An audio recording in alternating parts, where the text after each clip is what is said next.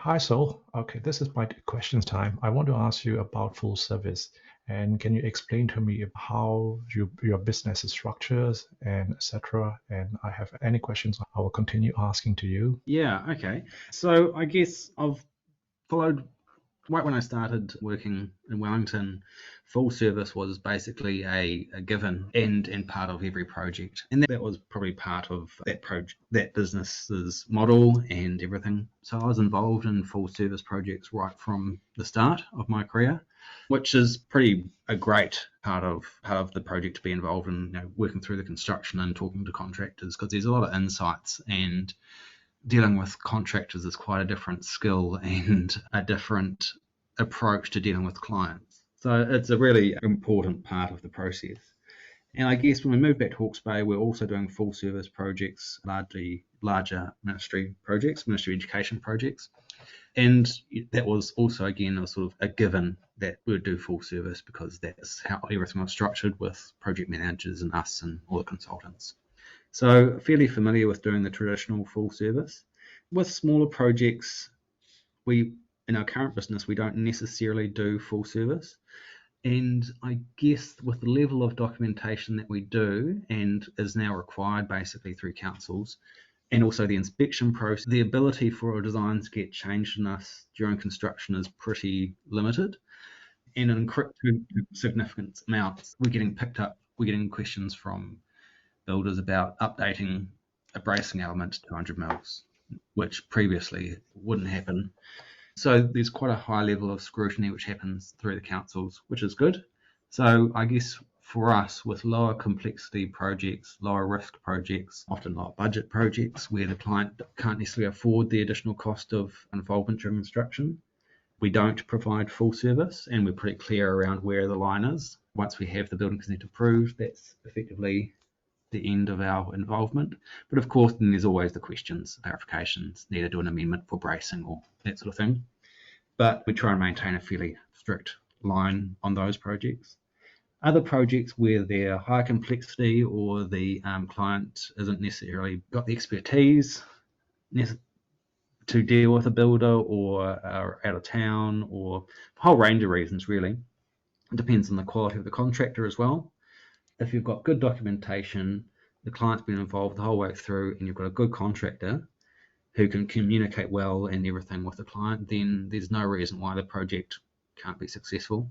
So I guess our approach is on a case-by-case basis now, but our preference is that we do full service. Yeah, that's quite good. And I also want to ask you, because we are teaching, Jonathan is a tutor, I'm a tutor, so we are teaching architectural technologies, our technology at our respective polytechnics. And yeah, for us, we train our students to understand what full service is. So for the listener who doesn't understand full service is for architectural designer or architects who start the design brief and designing, documentation, tenderings, and constructions management. And at the end of the day, they will do the code of compliance certificate. So that's how the whole entire process of design and construction scrutiny involved. There are some people who are not doing full service as well. So that's why we ask these questions to Sol. And so, can you advise us that what maybe you already employ two in your company? There are two working in your company. So, what should be trained in from as an employer perspective, and what kind of quality you want from the clinics and for that?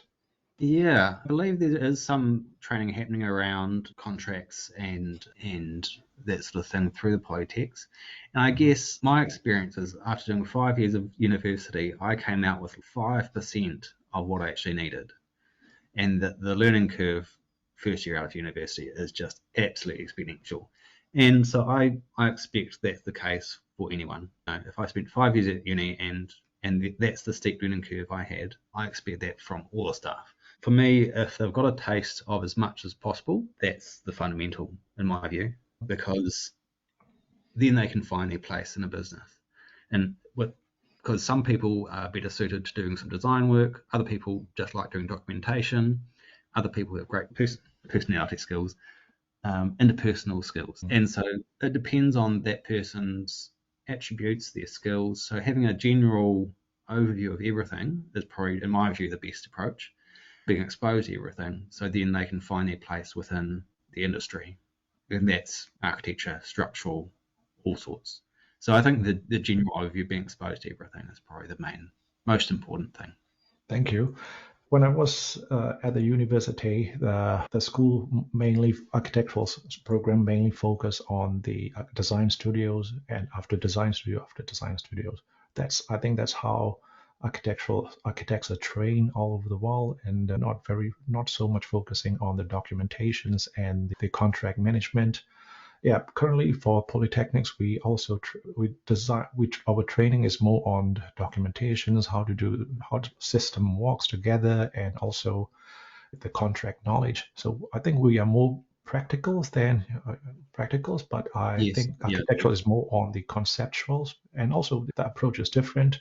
Yeah, as an architect, when I was young, I also suffered. I have no idea of how to manage the contracts, and because for the contracts, because architect is we need to endorse the works and we need to run the contracts, which is when the architect doesn't have enough knowledge, which is really painful. So meanwhile, because we want the design to build accordingly, and we usually architect upset when the design is we drew like that, we imagine like that, and the final products come out quite differently, which this rarely happens in Singapore. I think it's in New Zealand. There are somewhere we can go wrong at anyway.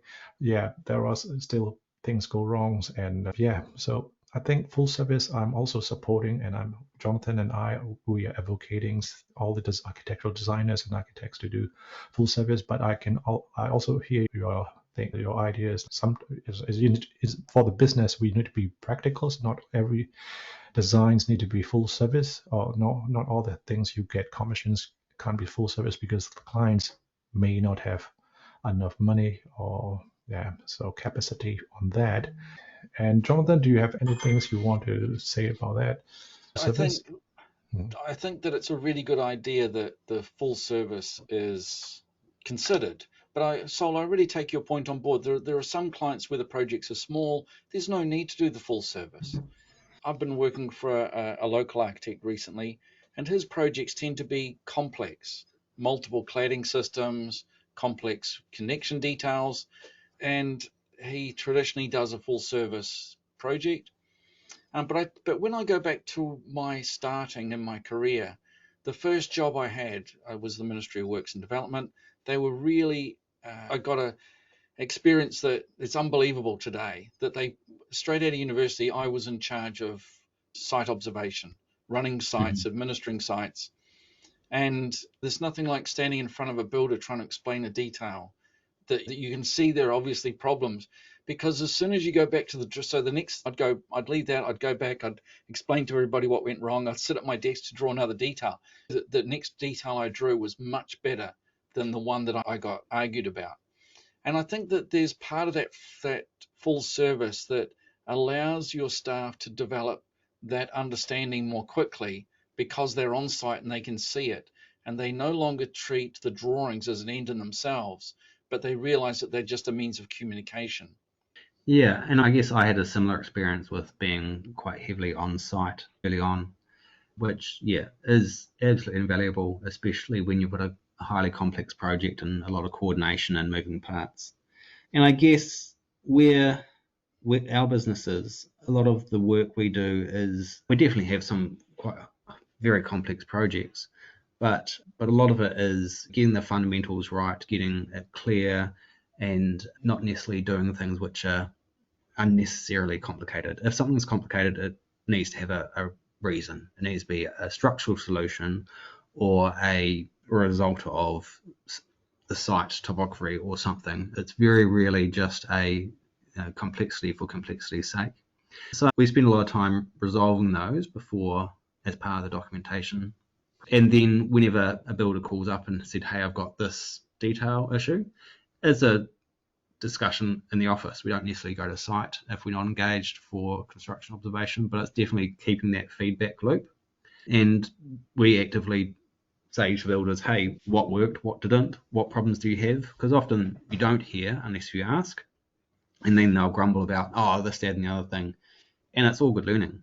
And we take the same approach to building consent RFIs now, because it's all just trying to refine and improve and clarify and to avoid repeats. You can glean a lot around construction without going to site, but when we are engaged, we will definitely take staff to site so they can see the nuts and bolts. And I guess going to site, you go and you see it as a snapshot. It's never like at a perfect stage of all the details are complete and then they move on. It's like everything's just in complete chaos to a layman's eyes, but you can see everything's in different progress. So it can be quite overwhelming as well. So it's just trying to take appropriate learnings where we can from being on site or not, or from feedback. Yeah. And recently we went and did some homestar assessment work. I went and did it, and I took the staff to take photos. And both of them had worked on the projects. So it was really helpful for them to go through and see the final product and see how drawings translate into those final products. And I guess the frequent comment is, oh, it looks like the model. Because everything is modeled in 3D. You've built it digitally before it's built physically.